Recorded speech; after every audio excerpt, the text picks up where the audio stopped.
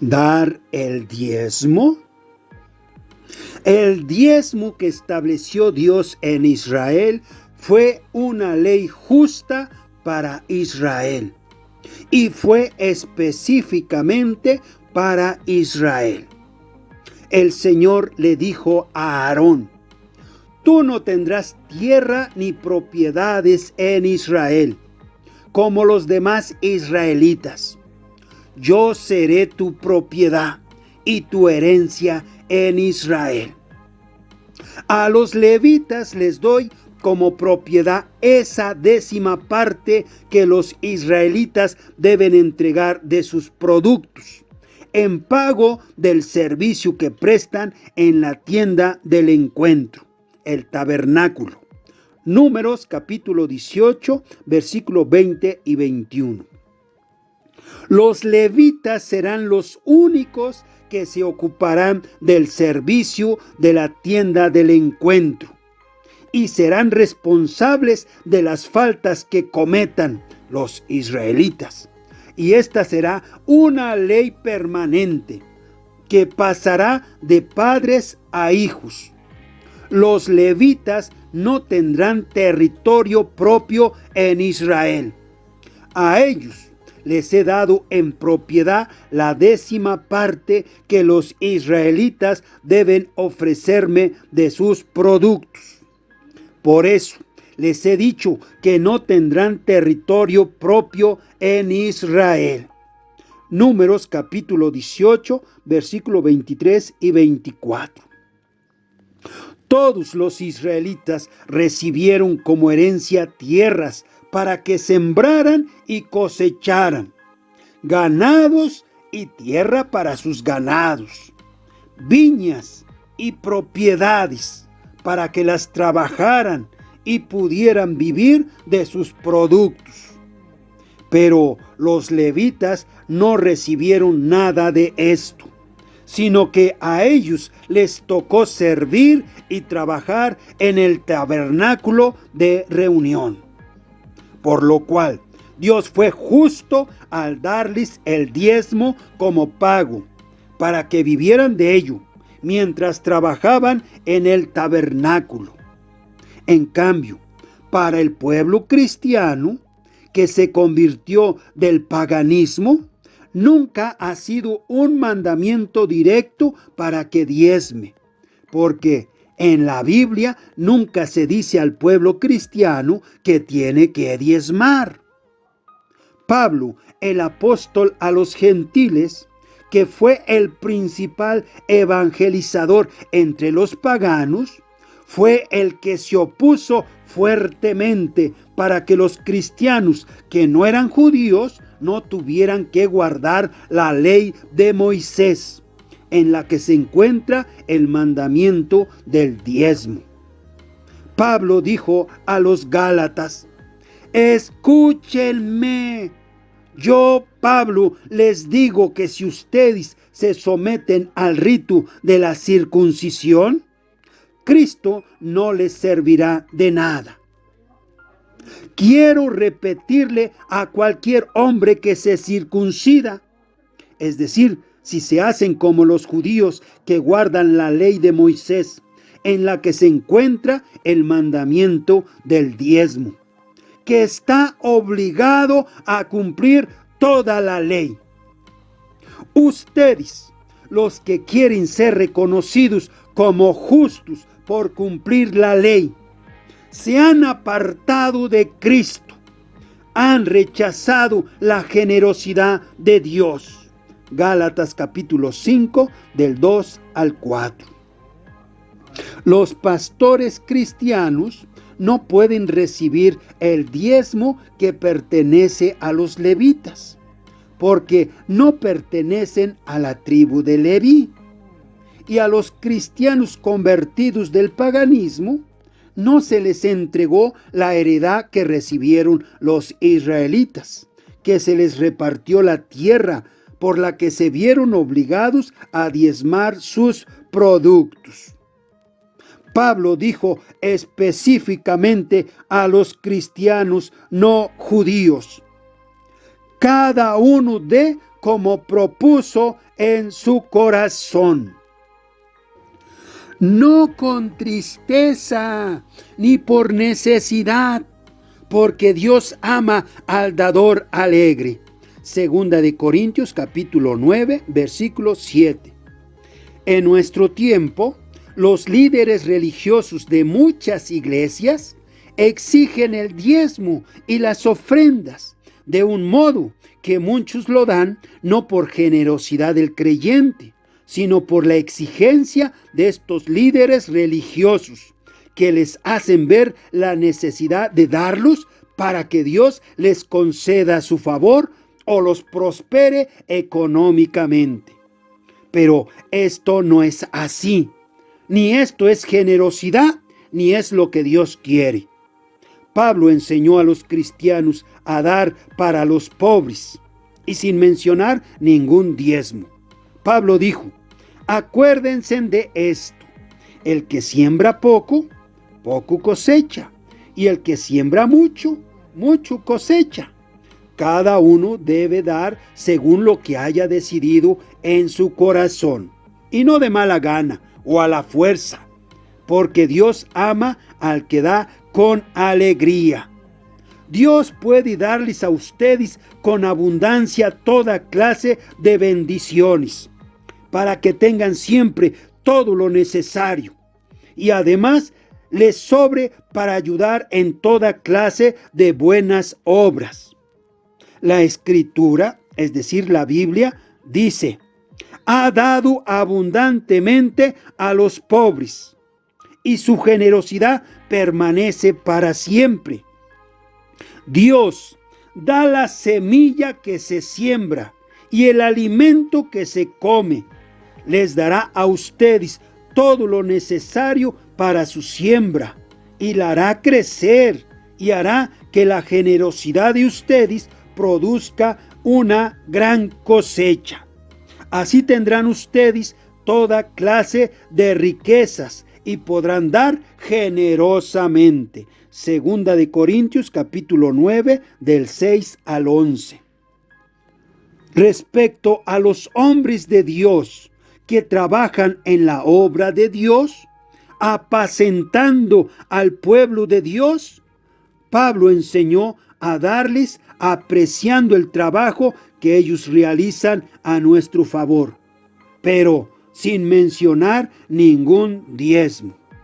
Pablo dijo: el que recibe instrucción en el mensaje del Evangelio debe compartir con su maestro toda clase de bienes.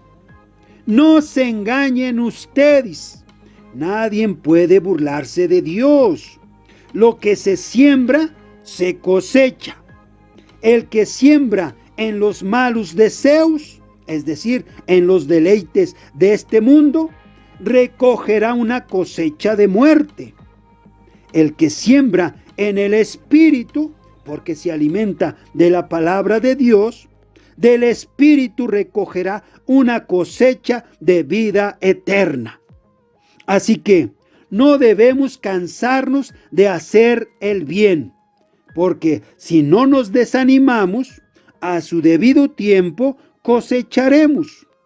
Por eso, siempre que podamos, hagamos bien a todos, y especialmente a nuestros hermanos en la fe, porque trabajan en la obra de Dios. Gálatas capítulo 6, del 6 al 10. Dijo Pablo: tenemos todo el derecho de recibir comida y bebida, y también de llevar con nosotros una esposa cristiana, como hacen los otros apóstoles y los hermanos del Señor, y Cefas, que es Pedro. ¿O acaso Bernabé y yo somos los únicos que no tenemos derecho a que la comunidad cristiana nos mantenga? ¿Quién sirve como soldado pagándose sus propios gastos? ¿Quién cultiva un viñedo y no come de sus uvas? ¿Quién cuida las ovejas y no toma de la leche que ordeña? Y no vayan a creer que esta es solo una opinión humana, porque la ley de Moisés, es decir, la Biblia que nos habla en parábolas, también lo dice, pues está escrito en el libro de la ley: no le pongas bozal al buey que trilla. Y esto no significa que Dios se preocupe de los bueyes, sino que se preocupa de nosotros, porque la ley se escribió por causa nuestra. Pues tanto el que ara la tierra como el que trilla el grano deben hacerlo con la esperanza de recibir su parte de la cosecha. Así que, si nosotros hemos sembrado en ustedes una semilla espiritual, es decir, la palabra de Dios, no es mucho pedir que cosechemos de ustedes algo de lo material, la ofrenda para el mantenimiento del servidor de Dios. Si otros tienen este derecho sobre ustedes, con mayor razón nosotros. Pero no hemos hecho uso de tal derecho y hemos venido soportándolo todo por no estorbar el anuncio del Evangelio de Cristo. Ustedes saben que quienes trabajan al servicio del templo viven del templo, es decir, que quienes atienden el altar donde se ofrecen los sacrificios comen de la carne de los animales que allí se sacrifican. De igual manera, el Señor ha dicho que quienes anuncian el Evangelio vivan de ello mismo. Pero yo nunca he utilizado ninguno de estos derechos, ni tampoco les escribo esto para que ustedes me den algo. Prefiero morir a hacerlo. Nadie me quitará esta satisfacción que tengo. Para mí no es motivo de orgullo anunciar el Evangelio, porque lo considero una obligación ineludible. Y ay de mí si no lo anuncio. Por eso, si lo hiciera por propia iniciativa, tendría derecho a una recompensa.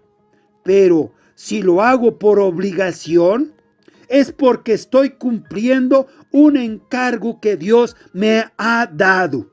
En este caso, mi recompensa es la satisfacción de anunciar el Evangelio sin cobrar nada. Es decir, sin hacer valer mi derecho a vivir del anuncio del Evangelio. Primera de Corintios capítulo 9 del 4 al 18. Un pastor que no pensaba como Pablo se quejó amargamente de su iglesia que pastoreaba, diciendo: no quieren diezmar ni ofrendar generosamente, y yo los mandé al cuerno. Qué triste para los pastores que solo ponen su mirada en el diezmo y las ofrendas, porque viven de ello, pero no ponen su mirada en Jesús y en lo que Él hizo por nosotros. Sin embargo, no todos los pastores ni ministros que piden el diezmo tienen esa misma actitud. Lo piden porque así fueron enseñados y así están convencidos que se debe de dar. Pero saben contentarse independientemente si su iglesia diezma y ofrenda o no, porque tienen su mirada en Jesús y en lo que Él hizo por nosotros. Pablo dijo, despidiéndose de la iglesia: no he querido para mí mismo ni el dinero ni la ropa de nadie. Al contrario, bien saben ustedes que trabajé con mis propias manos para conseguir lo necesario para mí y para los que estaban conmigo. Siempre les he enseñado que así se debe trabajar y ayudar a los que están en necesidad, recordando aquellas palabras del Señor Jesús: hay más dicha en dar que en recibir. Hechos capítulo 20 del 33 al 35. Al que trabaja en la obra de Dios y no puede trabajar en trabajos seculares, porque está trabajando en la obra de Dios, debe de ser apoyado en su mantenimiento para que pueda seguir trabajando en la iglesia de Dios. Pero sin olvidar el mandamiento directo que se les ha dado a los cristianos no judíos. Cada uno dé como propuso en su corazón, no con tristeza ni por necesidad, porque Dios ama al dador alegre. Segunda de Corintios capítulo 9, versículo 7.